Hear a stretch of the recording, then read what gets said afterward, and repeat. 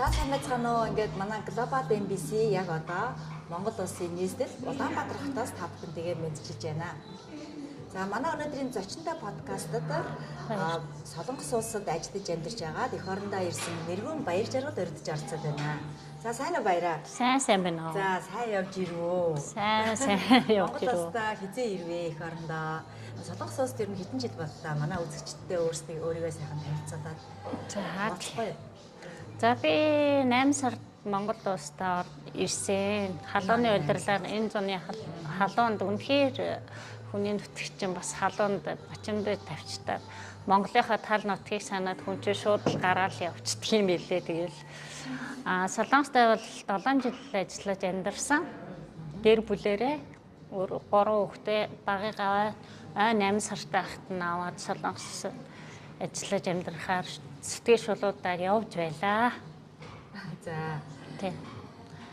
Тэгээд 3 хүүхдтэйгээ гэр бүлтэйгээ Солонгост 7 жил байхад яг ямар ажил хийжээ? За тэгээд эх орондоо одоо бүр ирж гин үү? Эсвэл эргээд буцах нь уу? Эх орондоо ирэхэд ямар сайхан боломж байна уу? За тэгээд ер нь бол одоо эх орныхоо өөрчлөлт шинжилгээс бас манай үзэгчтэй хуваалцах. За. Солонгосод 7 жил ажиллаж явах хугацаанд одоо анх очоод хоолны газар зөөгч, угаагч, одоо цэвэрлэгч, айл нүүдгэлтийн одоо чубан гэдэг юм да. Айл нүүдгэлтийн эмэгтэй талынхын ажлыг хийжээлээ. За тэгээд цэвэрлэгээний компанид сүүл очиод нэг удааг байхдаа цэвэрлэгээний компанид явж азар орчихсон. Тэр нь болохоор тухайн үедээ 2016 онд бол 2 айл чинь 75,000, 80,000, 100,000 вон хүрэх хэмжээтэй тиймэрхүү цалин авдаг байлаа. Тэгэхээр тухайн үедээ бол нэлээд их мөнгө өдөртөө авж байгаа болохоор тэгээ ерөн цэвэрлэгээний компанид шингэсэндээ тэгээ тэр ажиллаараа 6-7 жил орчим ажиллаж байгаад ирсэн. Сайн тууштай ажилласан. Ерөөсөө л тэр ажиллаараа нэг мэрэгшсэн юм шүү. Тий ба бүхэл одоо цэвэрлэгээнд эмч хүн ер нь хэдэн жил сураад төгсдөг үлээ тэр шиг би цэвэрлэгээний компани олон жил ажиллаад гаршаад мэрэгшээд ирсэн.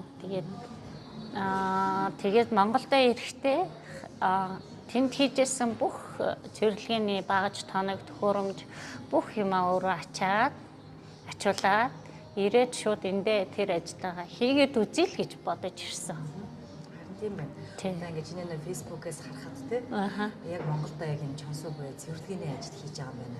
Миний надад бол их сайхан санагдсан. Яг ингээд хүний нутагт гой сурсан, мэдсэн зүйлээ эх орондоо ирээд бүтгшүүлж байна тий. Цэвэрлэгээ гэдэг бол ер нь хамгийн наацхан мөртлөө хамгийн чухал зүйл байгаа байхгүй юу? Ер нь айл хийж бай, алхам газар хийж цэвэр цэмцгэр байх юм бол тэр бас тэр газар гой хөгждөг тий.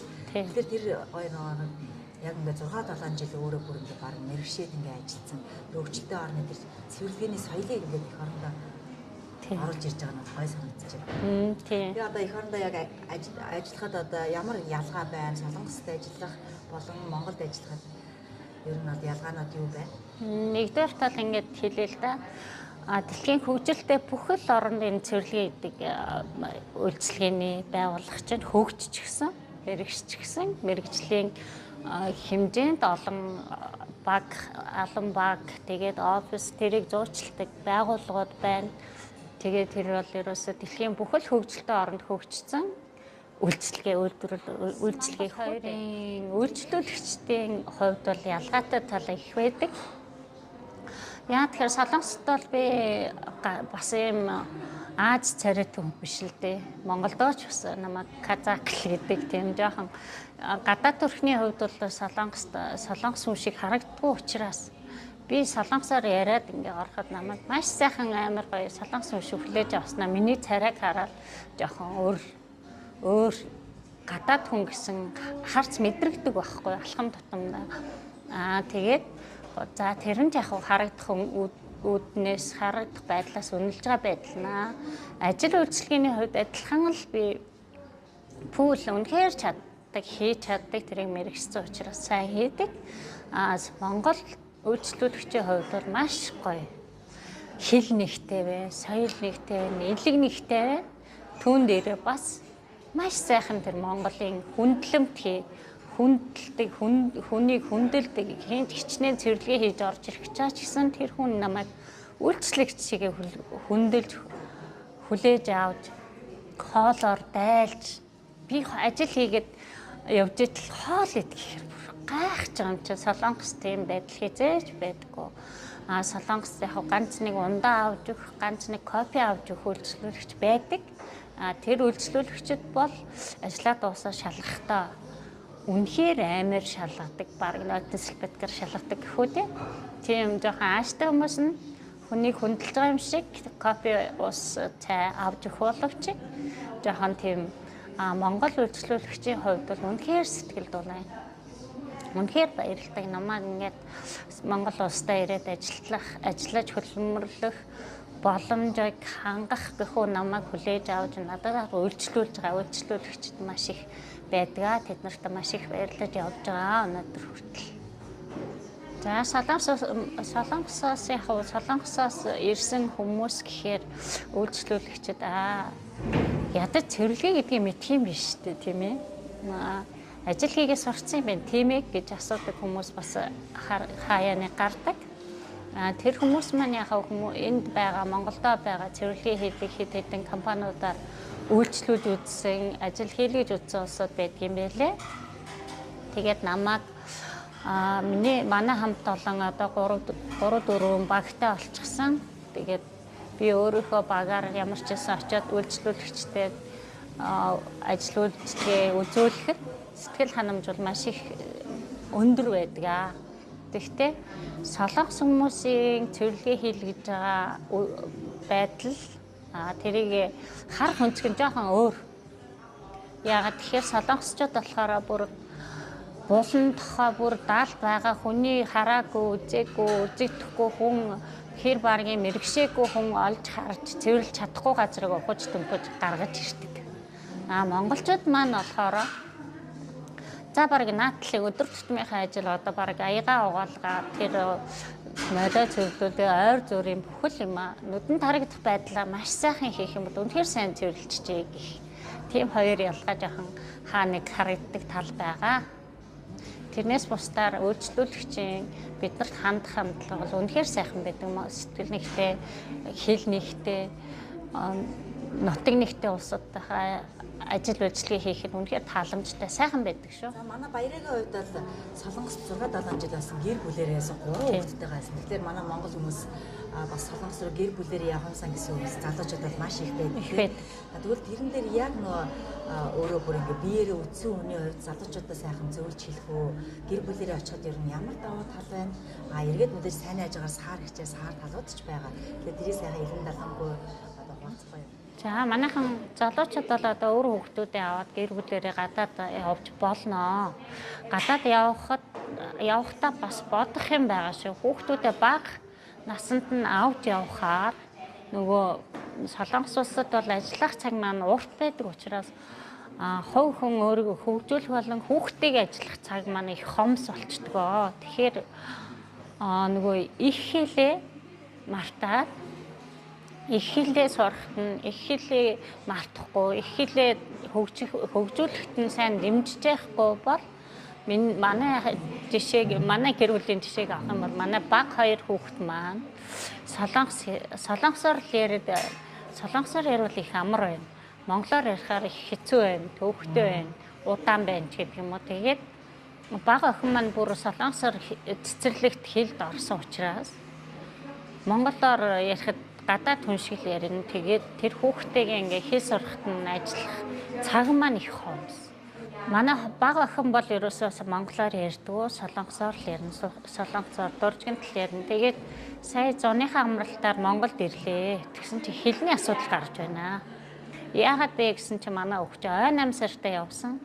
Тэгэл өр зээл тавиал байр аваад явсан улсууд чи яадгийн нөгөө өр зээлээ төлөхийн төлөө материалын юмда их хөрөнгө оруулалт хийгээд өр зээлээ төлөхийн төлөө зүтгэл олсон мөнгөө тийшээ явуулаад тэгээл Монгол руу явуулаад тэгээл байраа авахын төлөө зүтгээд байсан нөгөө баг жоохон хүүхдээ солонгосоор ярьж яхад нь за солонгос хүүхдүүдтэй ялгаагүй хилтэй устаа болоод одоо өстэй хөөрхөн яриад байна гэл баяс тухайн үедээ Ёстой солонгосоор ойлголцоо цэцэрлэгтээс багш нартаа сайн ойлголцоо, хүүхдүүдтэйгээ сайн ойлголцоо сайхан байна даа гэж боддог байлаа. Хожим ингээл одоо ингээд бид нар би чинь бас нас явж гин эх орондоо ажиллаж амьдрмаар байна. Монголдо ирэх гэсэн чинь нөгөө хүүхдүүд маань солонгос тасцсан. Солонгос орчиндөө тасчихсан солонгос хэлтэй.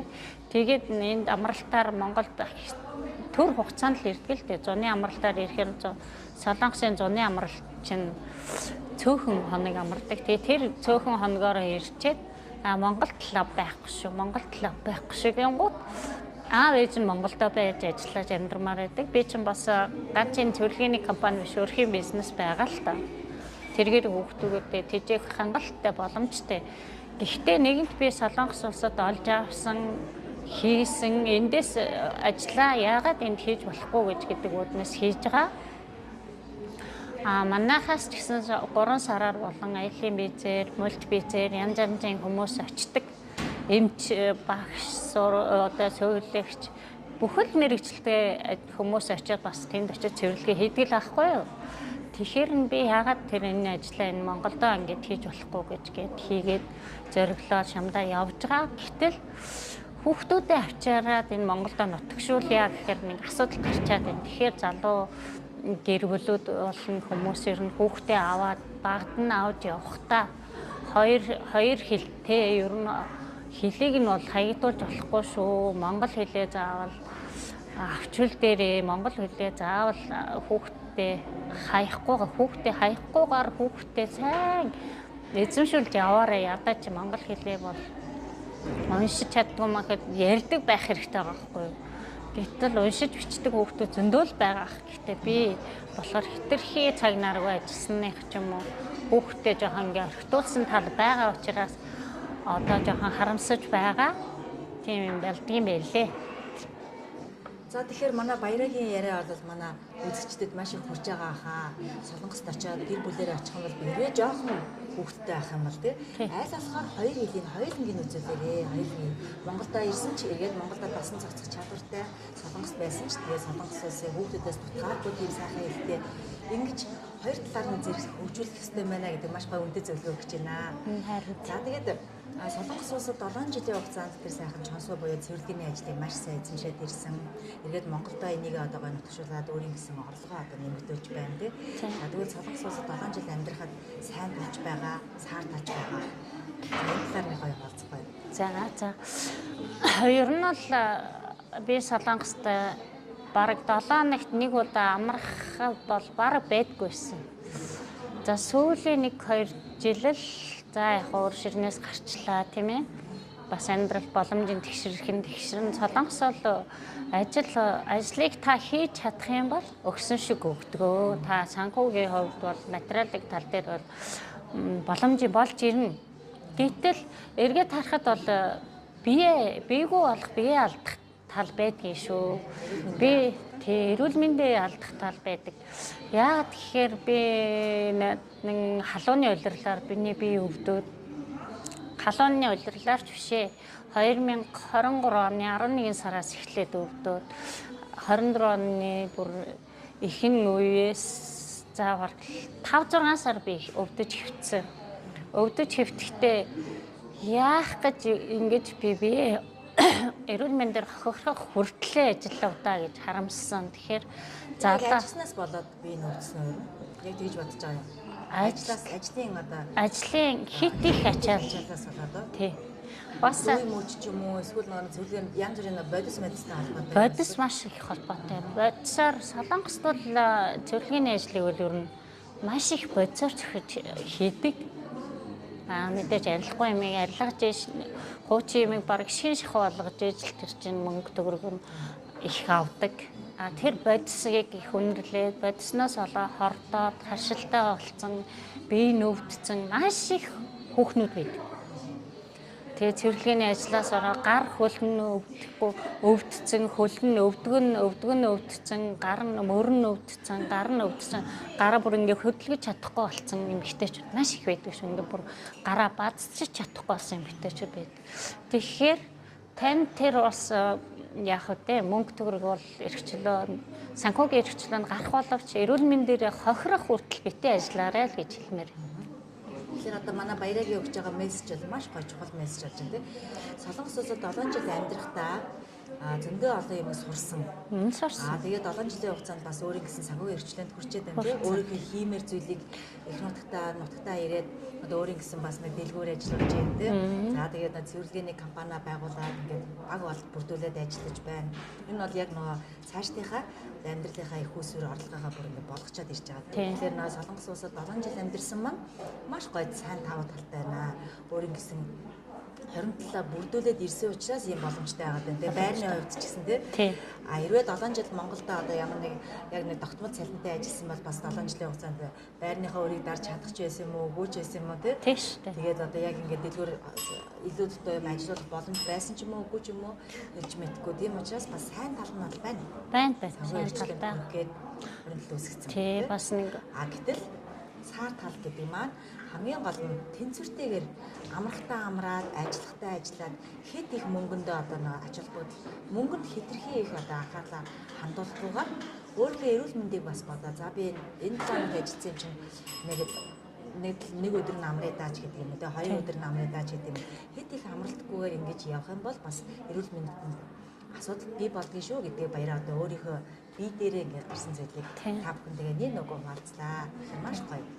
Үнэтэй сургам зөвлөмж өгсөн маш их баярлалаа. Тэгээ бас нэг юм хэлчихв. Манайхан Монголд очихоор л ерөөсө болохгүй бүтэхгүй амьдрал утгагүй Монголоос бид нарыг Солонгост ингээд хармаар байсан ч гүрийгээл өвдсөн ч гүрийгээл ингээд ажиллаж байхад те битгээр Монголд ястаа бүтэхгүй амьдрал байхгүй наанал байж. Гэтэл чи эрүүл мэндээ алдаад эрүүл мэндээр хохирчоод өвдөө шаналаа зовоод харих гад асуухаар ахтуу хамаатан садан чи ер нь болохгүй бүтэхгүй гэдэг. Тэр хүмүүс өөрсдөө тархины туралхиудаа одоо нэг хайрцаглагдсан байдаг юм шиг санагдсан. Яагаад тэгэхээр би өөрөө энд ирээд ингээд өөрөөс мөнгө төгрөгийг олж болох өөрийнхөө чаддаг юм хүн ер нь юу чадна, юу тарин түүнийг аавна гэдэг шиг тий. Юу сайн чаддаг вэ түүнийгээ л хийчих. Тэгэхэд энд амьдрал болохгүй юм алга. Монголд сайхан байна, ахтуу хамаатан садантайгаар амьсгалсан ч уужим сайхан тал нутаг минь байна. Гараад гүйсэн ч сайхан. Солонгос ч хаяа нэг бүр харийн нутагт авчтаад байна.